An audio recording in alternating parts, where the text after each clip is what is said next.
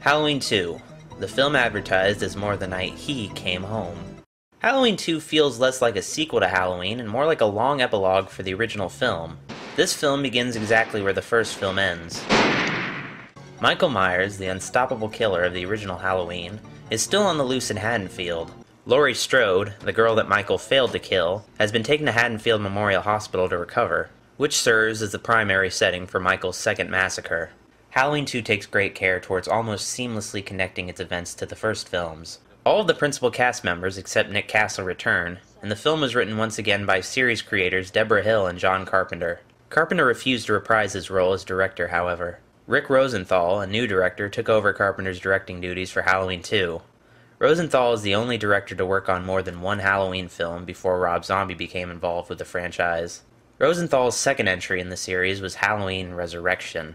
Even though Halloween 2 features all the major characters left alive at the end of the first film, Halloween 2 doesn't develop these characters much. Little new information about the cast is elaborated upon beyond what is known of them through the first movie. Dr. Samuel Loomis has resigned to his role of wandering around in search of his patient Michael, only having an effect on the story in the final act. Loomis reiterates expository information told in the first film to a different sheriff in order to bring potential new viewers up to speed. I realized that there was nothing within him, neither conscience nor reason, that wasn't even remotely human. Halloween 2 doesn't bother exploring the nature of Loomis's relationship with Michael, or why the Doctor is so dedicated towards the cause of ending Myers' life. Halloween 2 merely creates situations for Loomis to kill time. At one point, Laurie Strode's crush is seen by Loomis dressed in a Halloween costume similar to Michael's. This incredibly unlikely coincidence leads to the boy believed to be Michael getting smashed between a speeding police cruiser and a parked van. The corpse is charred to a cinder in the ensuing explosion.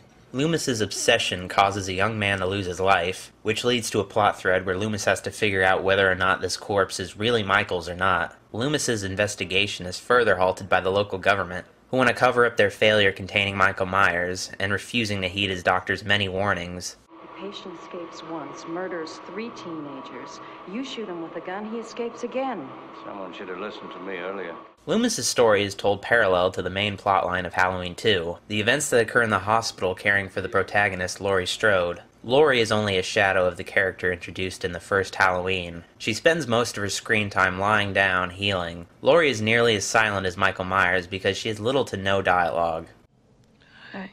Jamie Lee Curtis and her character are sadly wasted in Halloween 2. There does seem to be a potential romantic relationship between Laurie and an ambulance driver named Jimmy Lloyd, but this only serves to inform Laurie that she was attacked by Michael Myers. That little kid who killed his sister? Yeah. Laurie's only function is to act as the mouse to Michael's cat, a piece of meat to be chased and nothing more. I will say the chase scene in Halloween 2 is very well done. It leads to some very suspenseful moments. The only major development of Laurie Strode as a character is the revelation that she's actually Cynthia Myers, the long-lost younger sister of Michael Myers. This puts Michael's pursuit of Laurie in the first film in context as a sort of ritual. Michael killed his sister Judith when she was 17 on Halloween, and he tried to repeat this act 15 years later with his younger sister Laurie.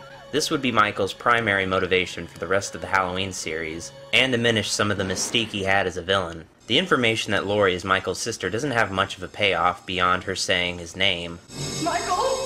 which causes him to pause briefly. Halloween 2 tries to add on to the original by following directly after it, but this approach only led to the hindering of character development by relying heavily on what was known from watching the first Halloween. Laurie Strode and Dr. Loomis's characters ultimately remain stagnant to the very end. The opening credits of Halloween 2 mimic its predecessor with a jack-o'-lantern accompaniment. There is only one major difference to this title sequence. The jack-o'-lantern opens to reveal a human skull, which is symbolic of Halloween 2 being far more violent than the first film. John Carpenter was pressured by Universal Studios to add more graphic violence to the sequel, in order to stay competitive with some of Halloween's more gory imitators. Because Halloween 2 tries to imitate its imitators, the murder scenes seem a little too focused on shock value. The first Halloween isn't supposed to be like Friday the 13th. It wasn't about seeing cool murders. It was about the build-up, the suspense, wondering what Michael would do next, and being surprised by his actions. Some of the murders seem uncharacteristic of Michael, but there are some moments that have just the right tone. In one scene, Myers stabs a nurse in the back and lifts her off the ground, displaying his incredible strength. It's far more effective than the gorier kills because it also gets across Michael's capabilities. Michael is more than a man with a knife, after all.